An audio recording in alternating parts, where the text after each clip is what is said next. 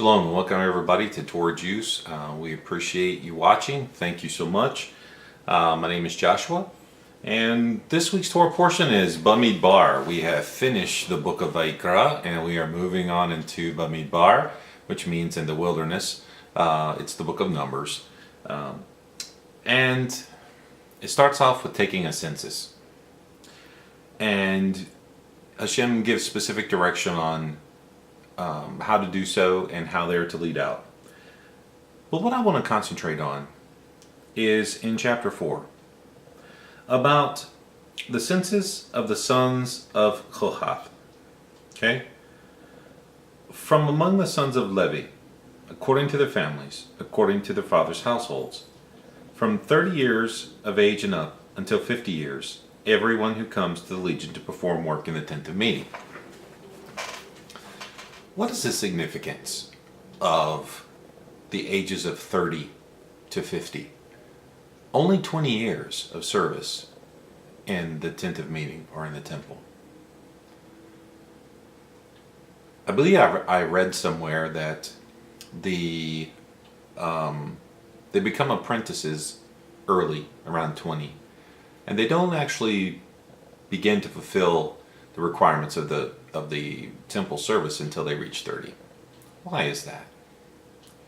Could it be the level of maturity, the level of spirituality? I believe so. I remember in my 20s, I thought I knew everything. I was very naive about the world and how people behave towards one another. Learned some very hard lessons, some very true lessons of how people can behave toward one another. And as I reached the age of 30, I seemed to want to connect on a deeper level with Hashem. Began to search, having more of a mindset, more intellectual, more, if you want to say reserved, less emotional. Seems like between the ages of 20 and 30, a lot of things are from an emotional level. And that emotions are not bad, for Hashem gave them to us for a reason. But to just make decisions based on emotion doesn't always bode correctly for us or bode well for us. So we must grow and learn. Now, is it true that there are many people who between the ages of 20 and 30 are very mature for their age? Absolutely. Are there many people between the ages of 30 and 50 who are very immature for their age? Absolutely. Now, we're also speaking of the Levites. Okay? We are speaking of the Levites. We're speaking of Aaron's sons. We are speaking of a specific group of people who Hashem chose because of who they are and what they are. Their very personas connect to the temple service, and only them, for only they are the ones that can perform it. So even we on the outside, who may not be Levites or Kohanim, we do not even realize what they are made of and the true reason why Hashem chose them. They must have something special in order to perform the temple services in such a way. Think of the massive amount of responsibility that the high priests and the Levites have in performing all of the tasks in the tabernacle or the temple. It's amazing. Would you want the atonement for the whole nation, even the world, to rest upon your shoulders if you do not perform them correctly? Just the thought of it is overwhelming. Just to think. But Aaron and his sons and the Levites performed their tasks with joy before Hashem. Not just for the Jewish people, not just for the Israelites, but for the whole world. That is what many people have lost, that thought. Thankfully, there are people like Rabbi Chaim Richman of the Temple Institute who understand that the temple is for the whole world. It is not just a private club for the Jews in Jerusalem. It is detrimental for the whole world. We need it desperately. So that is why he has dedicated his life to see and to help and to aid in the fulfilling of the mitzvot of building a dwelling place for the Shekinah, for Hashem. And I support him 100%. That is why, with the recent events of our government here in the United States, of our illustrious leader and president making the speech saying that Israel must go back to this 1967 lines or borders. That includes East Jerusalem. That includes the Temple Mount. In fact, he's already contradicted himself. He said before he would never divide Jerusalem. But in those very words, that's exactly what it means. And just yesterday, a string of violent tornadoes ripped through the heart of America in Minneapolis, Missouri, on into Texas, leaving many dead, even in the hundreds, they're thinking at this point.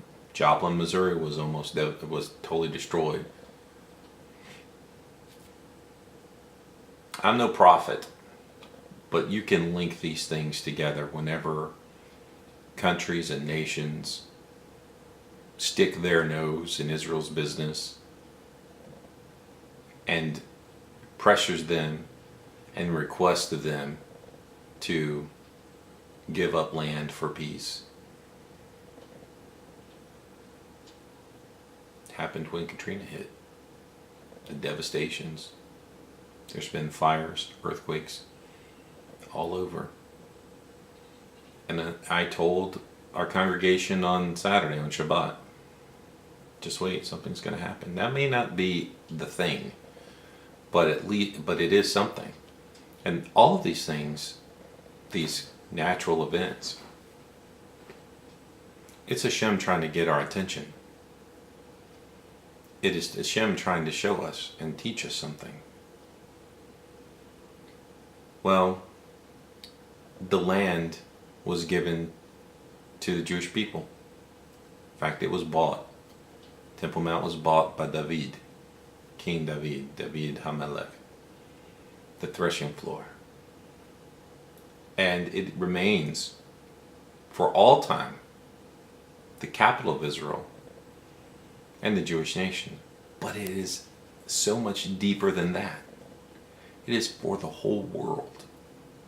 And do you see?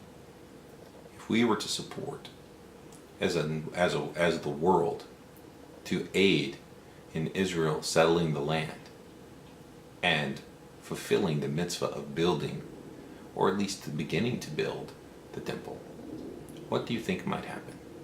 Do you think Mashiach might arrive? Possibly. Very possibly.